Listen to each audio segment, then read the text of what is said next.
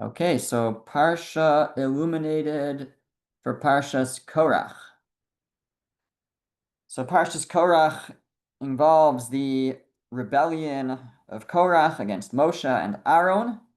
And today we're going to focus on the beginning of the Parsha. There's a whole lot here, a lot of confusion, a lot of ambiguity, and we'll try to sort out some of it and hopefully come away with some meaningful and also interesting ideas. So let's begin at the beginning. Chapter 16, verse 1, Vayikach Korach, ben Yitzhar ben Kas ben Levi. And Korach, the son of Yitzhar, the son of Kas ben Levi, the son of Levi, took Vidasang v'Aviram b'nei Eliyav, and Dasang and Aviram, the children of Eliyav, Ve'ong ben Palas b'nei Ruvain, and Ong ben Palas, all of those last ones being Bnei Ruvain from the tribe of Ruvain, the neighbors of the tribe of Levi, influenced by Korach. They all come together. It says Vayikach Korach, and Korach took. It doesn't actually tell us what he took.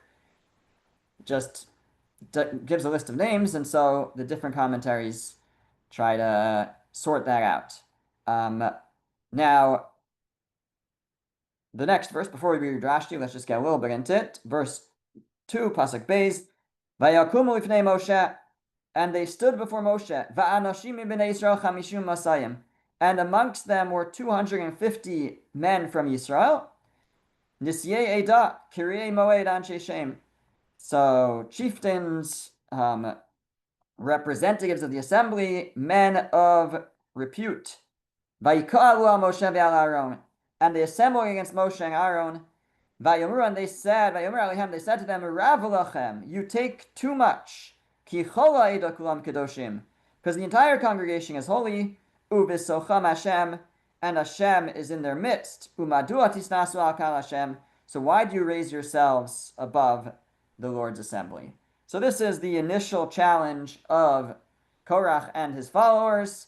They go to Moshe and they say, Rav lachem, you've taken too much power, too much control, too much honor, and we're all holy, and we should all have a share in it. Now, if we go back to the first verse and we look at Rashi, Rashi tells us, Umara Korach lachoki Moshe. What did Korach see that he decided, what happened that he decided to take on Moshe at this point in time? So actually the truth is I don't know if this is going to fully explain why at this moment. But why is he, what bothered him? So niskane anisyuso shal Elitzafan ben Uziel. So he was jealous of the appointment of Elitzafan, the son of Uziel, as the chief over the children of Kahas. So Kahas was one of the children of Levi. So you have the general tribe of Levi. One of Levi's sons is Kahas. He had three sons, Gershon, Kahas, and Merari. And placed at the head of Kahas was Elitzafan ben Uziel. Now, Korach said, so Shemino Moshe Nasi al b'nei Kahas al pi adibur. Now God had told Moshe to appoint Elitzafan as the head of the children of Kahas. Amar Korach, but Korach said, Ache arba hayu. My father had four brothers, or really there were four brothers. Shenamar, as it says, B'nei Kahas, the Gomer. So B'nei Kahas had four sons: Amram, Yitzhar, Chevron, and Uziel. And in that order, Amram was the oldest, and we know Amram's two sons were Moshe and Aaron. The next one was Yitzhar, which was Korach's father, and then Chevron and Uziel. So Uziel was the fourth. Now he said, Amram ha-bechor natzu shnei banav v'kedula. So the eldest, Amram, so his two sons, took the highest positions. Echad melech ve'echad kohen gadol. One of them is the king, is Moshe. He's the head of the whole nation. And one of them is the high priest. That's Aaron. Mi roi litul es hashniya. Who should get the next appointment? Well, if the oldest son, his sons get the highest appointment, then go to the next son. Who's the next son? Yitzhar. Who's the oldest son of Yitzhar? Korach. It's me. So I should be the one to get the next highest position of honor. So, but yet he appointed from the youngest brother of my father, Uziel, Hareini cholik alav mevatel estvar. He concludes, I hereby oppose him and invalidate his words. Perhaps he's saying it can't be. If this is not true, then nothing he says could be true.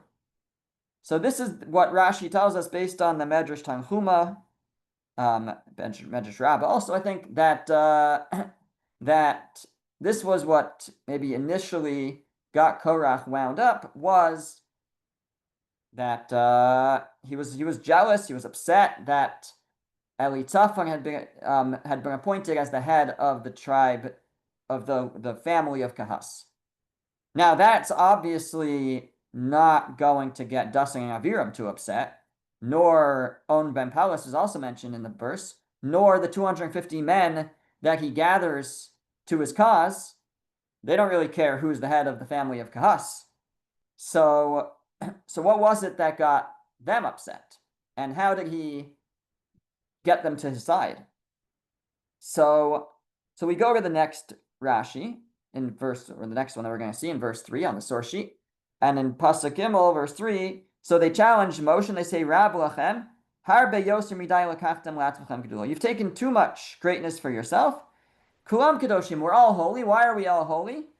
Kulam shamu dvarim b'sinai m'piag gvura. We all heard God speak at Sinai. We all experienced intense prophecy. We all could be the leaders. And why do you raise yourselves up? Says Rashi, Im lakachta atamachos, Moshe, if you took the kingship for yourself, lo haya lecha livra lechicha kahuna.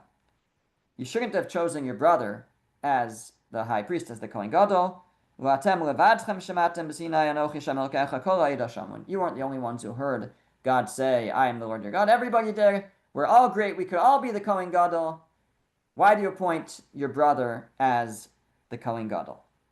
So it seems maybe that Korach planted this idea in their heads, because again, it's a different issue that's being raised than what Korach had. Korach was upset about his cousin Elitzaphan being appointed, and now he's getting everybody upset that Aaron is appointed as Kohen Gadol, and saying everybody could be like a Kohen Gadol.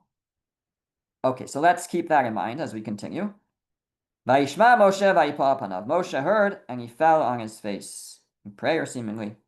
Vayidaber el Korach ve'el kol hadas lemor. He spoke to Korach and his entire congregation, saying, Boker, in the morning, v'yodah Hashem es asher lo. God will make it known who is his. Ves hakadosh, who is holy. So who should be leader? In other words, me. Who is the Holy One? Who's the high priest? Aaron. V'krive elav. You will draw them near to him. Veis asher yivchar bo yakrive elav.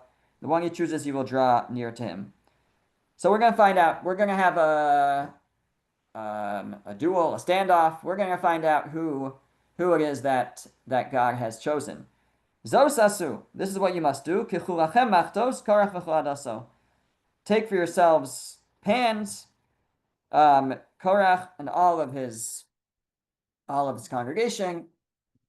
Usnu v'heng eish, and put light fire inside the pan. V'sima alehen ketores, and put ketores, incense, on it lifnei Hashem machar, before God tomorrow. V'haya ha'ish asher yivchar Hashem hu akadosh, and whichever pan Hashem chooses, that's the one who's holy. That's who he chooses as the Kohen Gadol. Rab lachem b'nei Levi, you've taken too much upon yourselves, sons of Levi. Korach and his family being sons of Levi, maybe some of the other people that he's gathered to him, also other Leviim that that are challenging. So Moshe says the standoff will revolve. Who should be the Kohen Gadol? Well, the one who can bring the Ketores, one of the holiest services, one of the holiest offerings, and whichever one God accepts, he's the one that God is choosing as the Kohen Gadol. Now it seems like Moshe is telling them there's only one person who's going to walk out of this, as the chosen one, and yet all these people are ready to enter that competition. And the question becomes, what were they thinking? So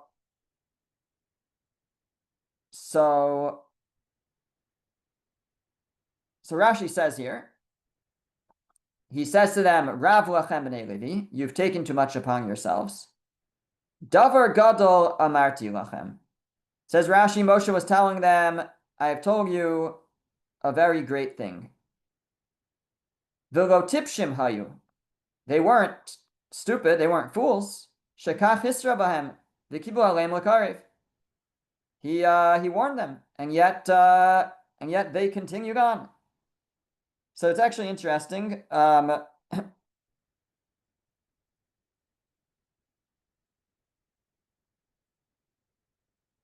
It's not so clear to me where the warning is, meaning he just said that God will choose the right one. He doesn't say here that anything will happen to those who are not chosen.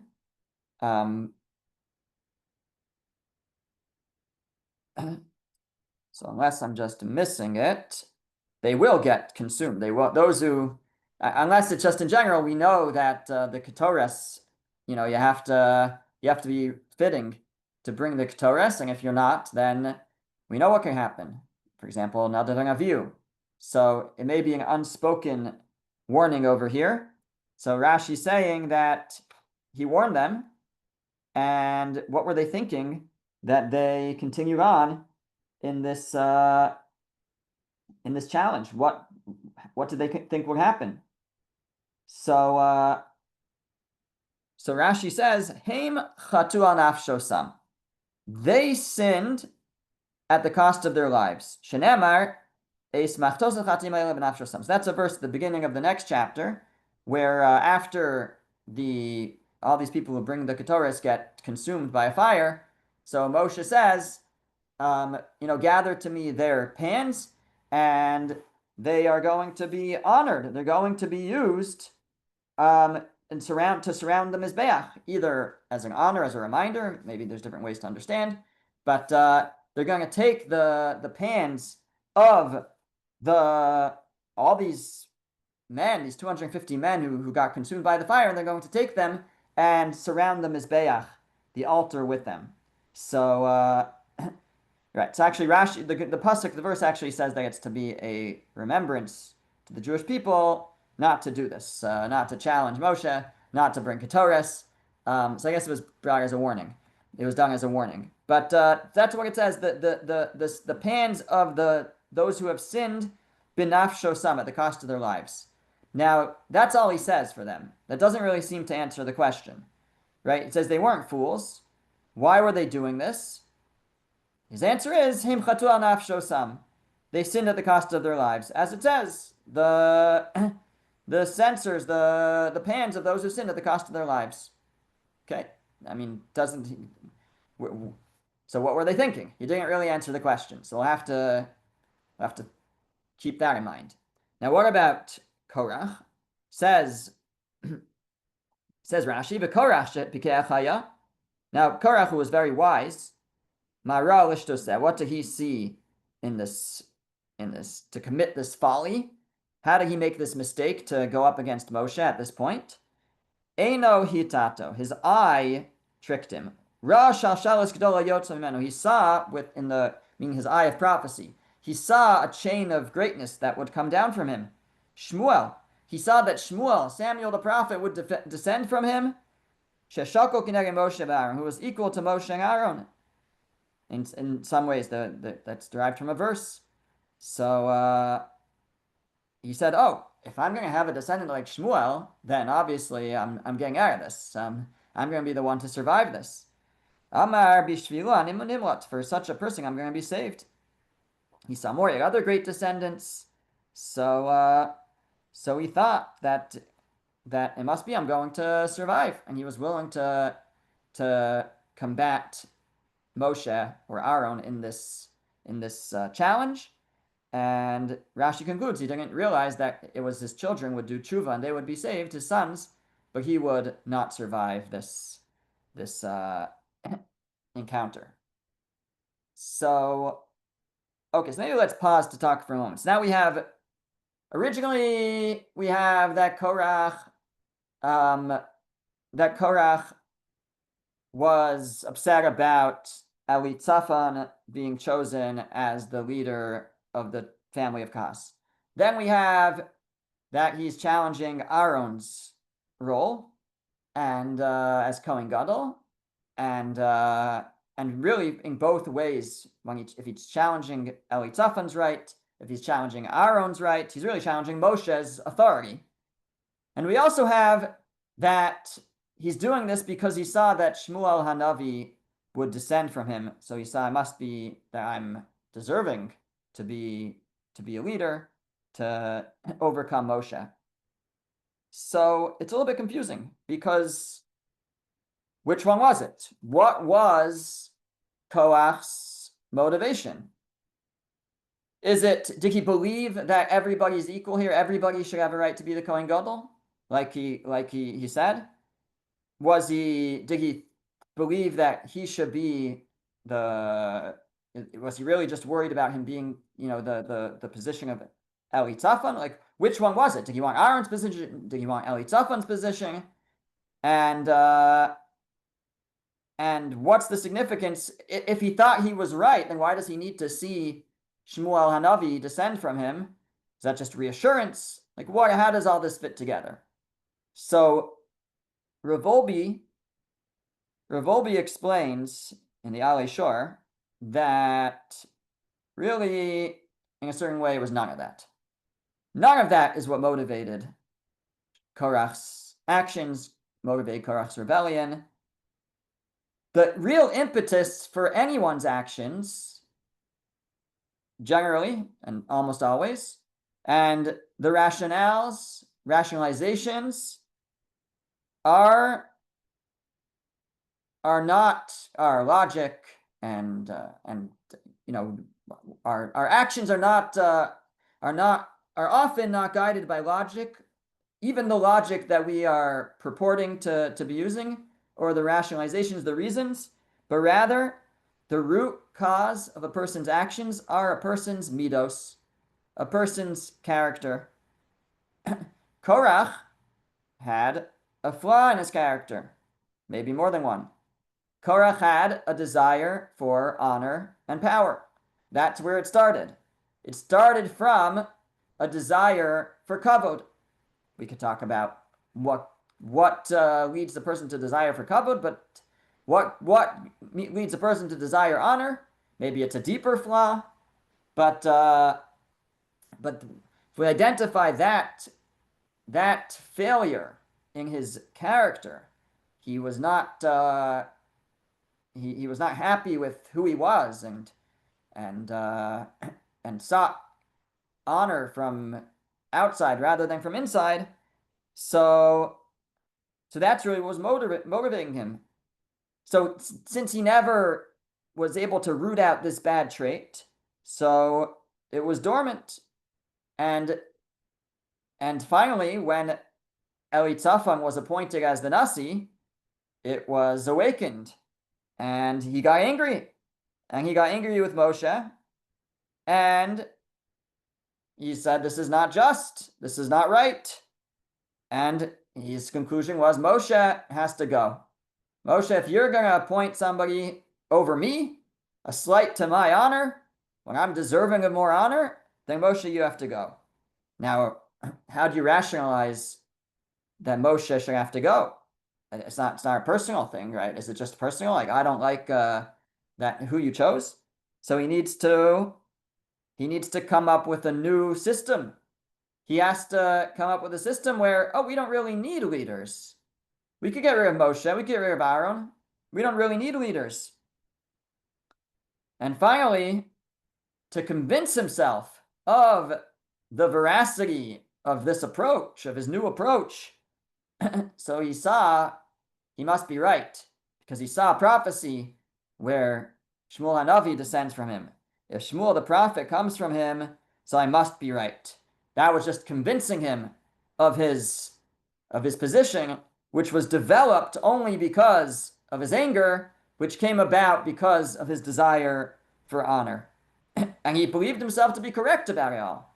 He didn't think he was making it up. He didn't think he was lying.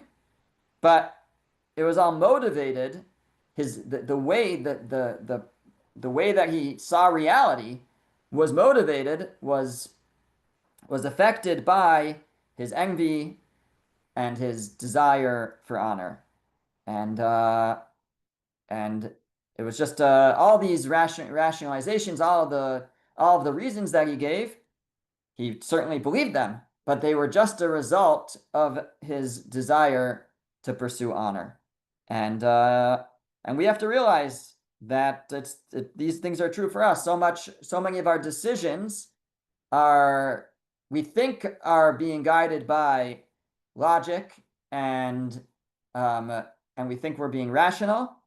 And so often, though, we're really being motivated by our midos, our character that we're hopefully working on, but is not. I'm sure we're not yet perfected.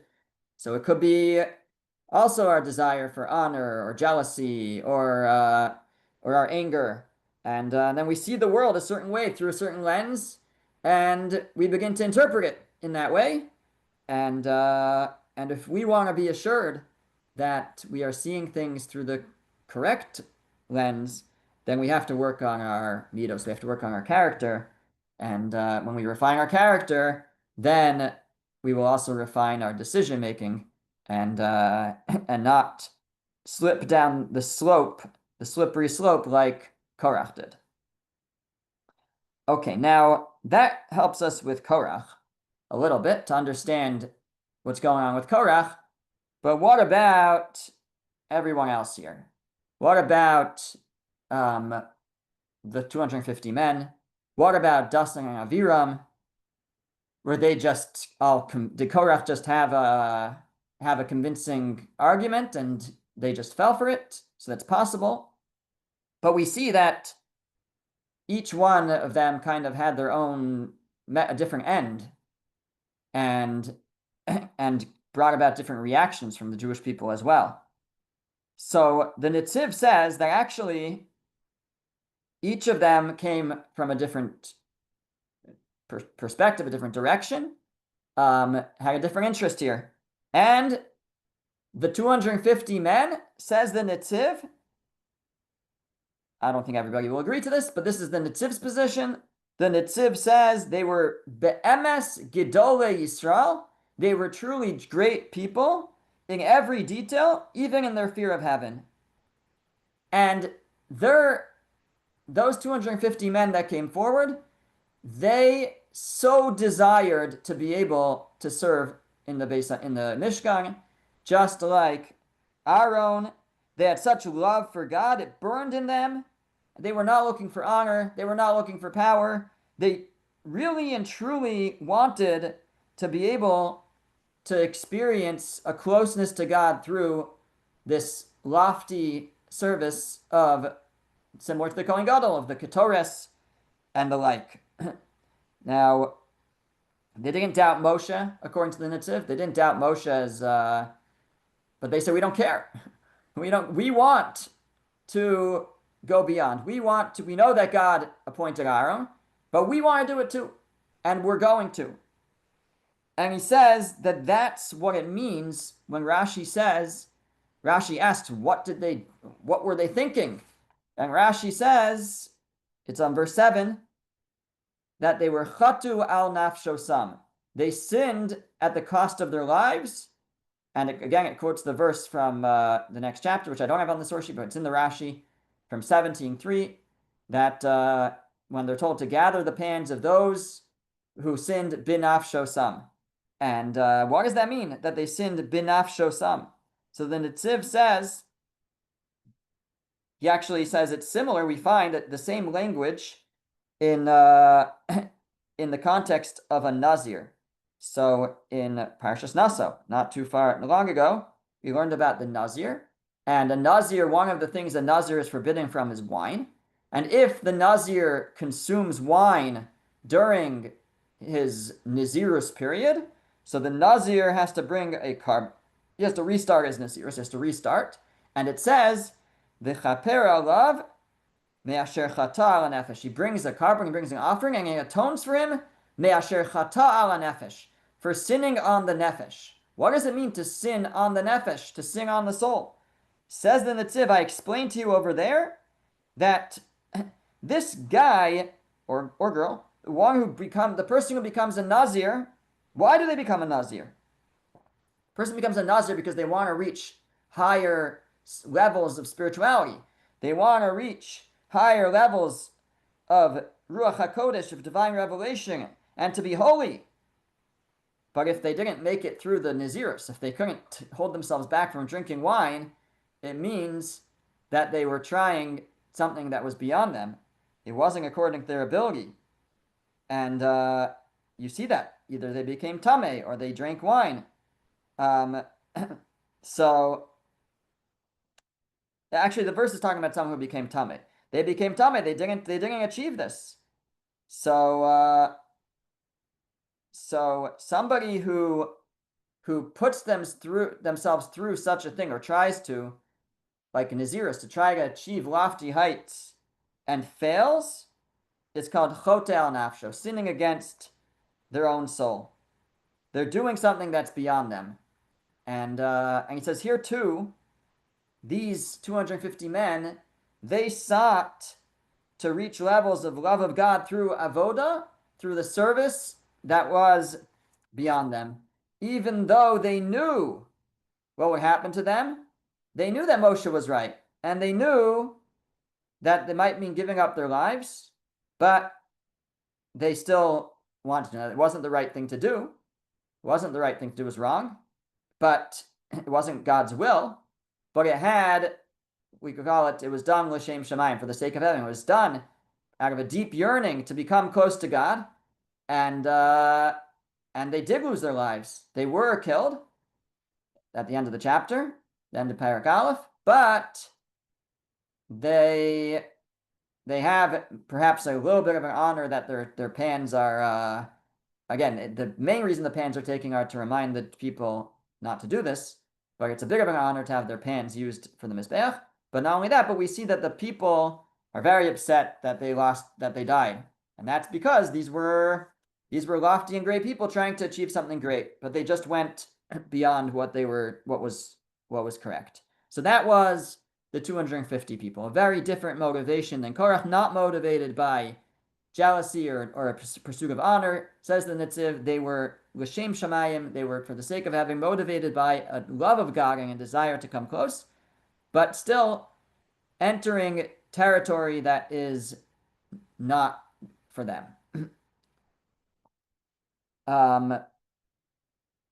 What about Dasang and Aviram? So Dasang and Aviram, although this is the first time they're mentioned in the Torah, they are alluded to, according to the Medrash, numerous times. They have a track record. They are rabble-risers. They are troublemakers. They are ba'alei machlokas. They fight. They argue. If they see a good machlokas, a good dispute, especially against Moshe, they want to be there. They argue with Moshe in Egypt twice, and according to the Medrash, and here again they see an opportunity to stand up against Moshe, and especially now the timing. The Ramban points this out. The timing, for rebelling against Moshe is ideal. They just had the decree that they're going to wander in the desert for 40 years. They just had the failure of the spies, the Meraglim.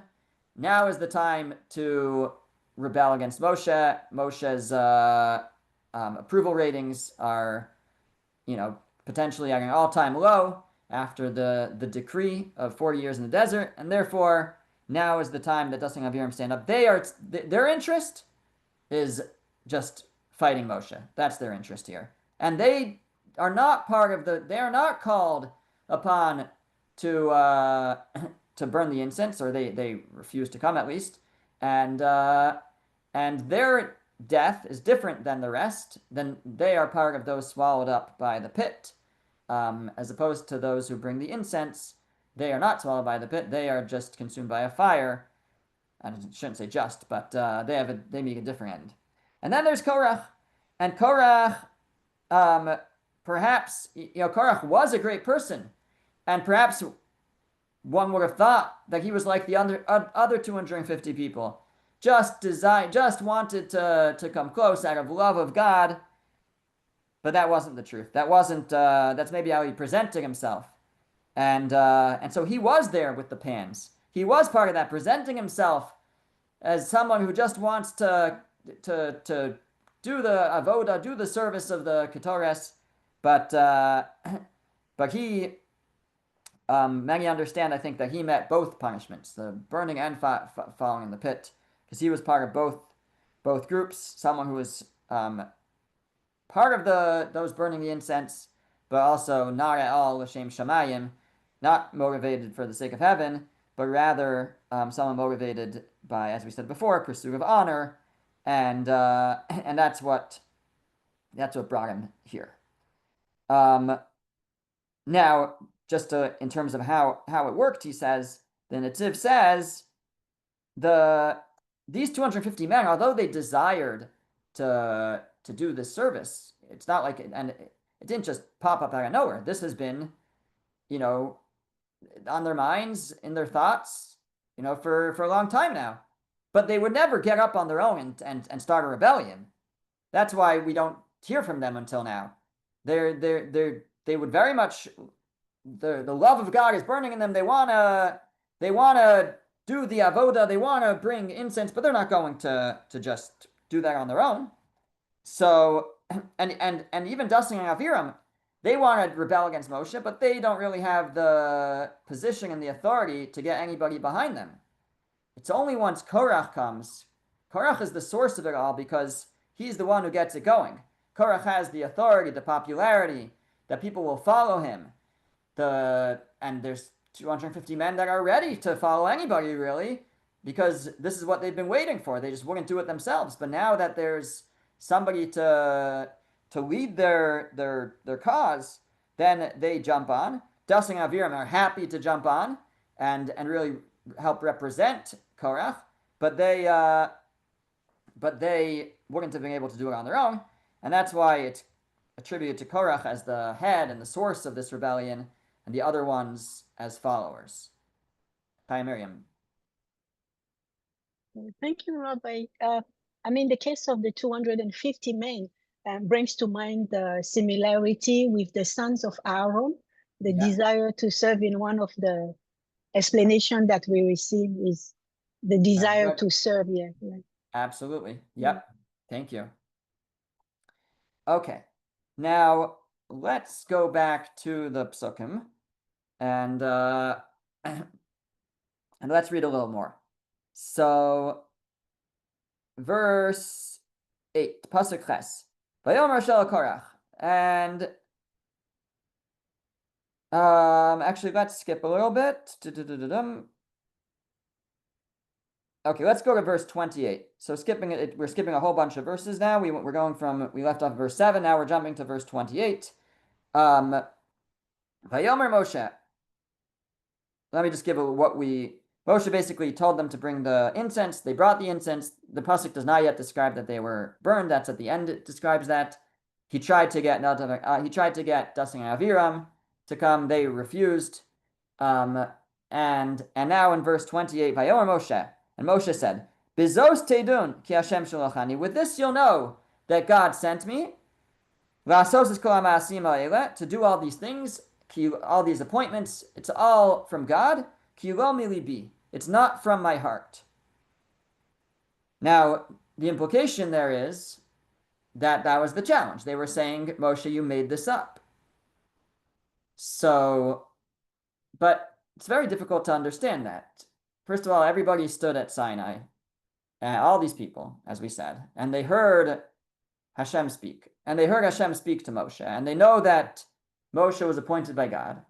So why do they think that Moshe is just, how could they think that Moshe is just inventing this and this doesn't come from the word of Hashem?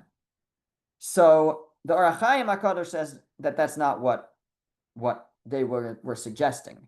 Again, I guess our desires and our midos can push us to make certain draw certain conclusions, but things that we know for sure not to be true, less likely. Although there's different approaches here. Some Baalei Moser, some say that no, you can convince someone. You see from here, you can convince someone when it's nighttime that it's daytime, or that it's day. You could point, and then when it's daytime, you can convince them it's nighttime. You can convince somebody of anything.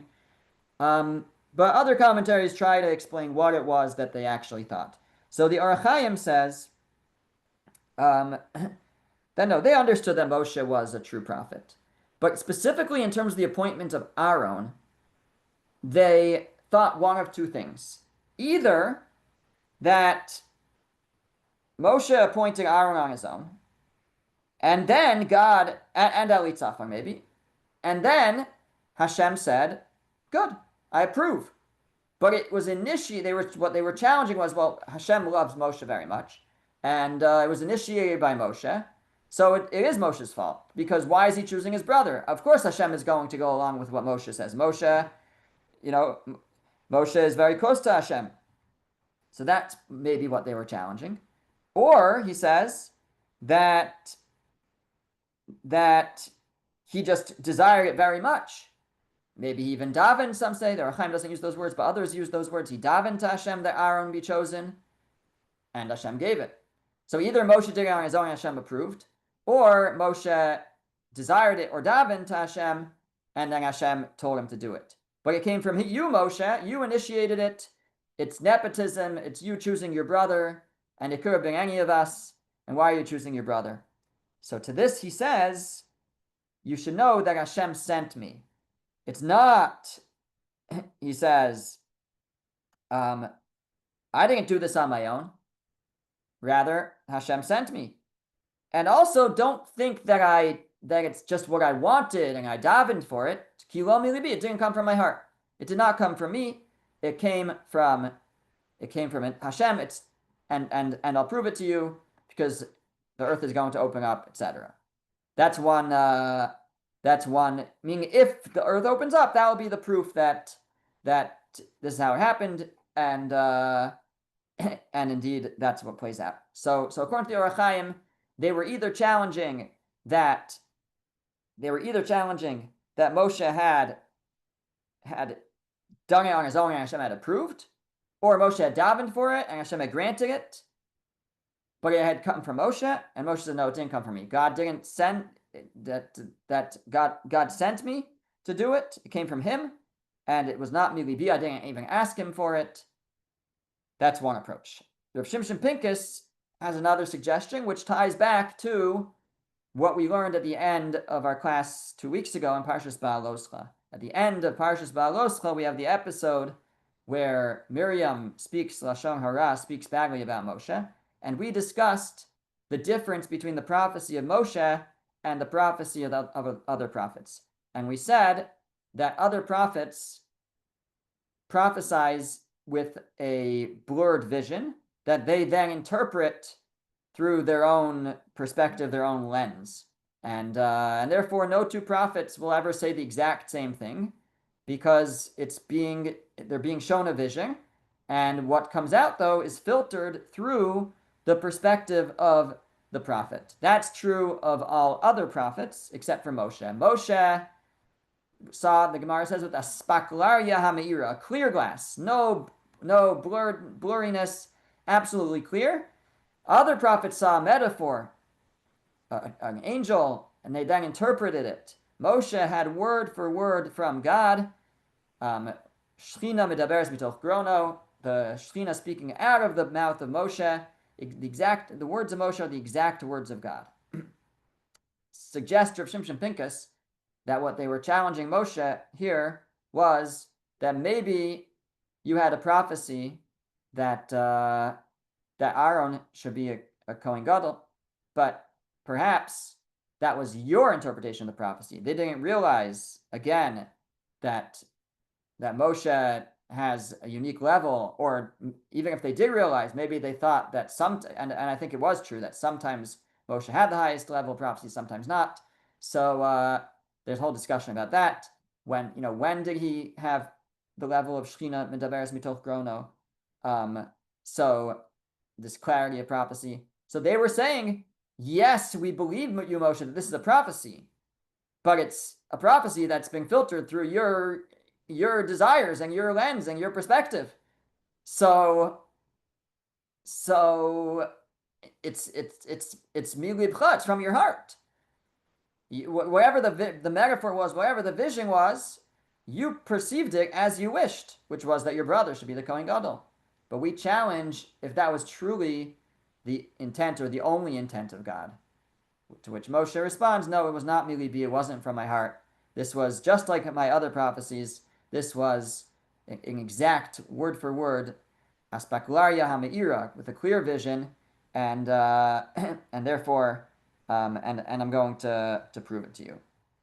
So okay, so we have a bit of a sense of what the machlokas, what the dispute here with Korach was. Korach, motivated by his jealousy, his pursuit of honor, his desire for honor, rationalizes, justifies, comes up with new systems of leadership, convinces 250 men to follow him. According to the Netziv, those men were l'shem shamayim. They were waiting. They were for the sake of heaven, but waiting for somebody to give them the opportunity and willing to risk their lives to get close to God, incorrectly, but that's what they did. And we have Dustin and Aviram. The rabble riders are always happy for a chance to argue and rebel against Moshe. And each of those groups meeting a different end, and then we have the explanations for how we justify such a claim that Moshe was appointing Aaron milibo, from his own heart. Either they suspected him that he had davened to Hashem to appoint Aaron, or that he had appointed him on his own and Hashem had just approved, or that this was Moshe's interpretation of a prophecy that was not a clear prophecy, and to which Moshe says, no, all of this is not milibi, it's not from my heart, but rather this is exact instructions of Hashem, and I will prove it to you. And maybe next year, we'll, if we're still doing Parsha, we'll talk about the last part that I had in mind, which is this, why the punishment was that they would get swallowed up in the pit alive. And we'll leave that for another time. Okay. Thank you, Rabbi. Thank you, Rabbi. You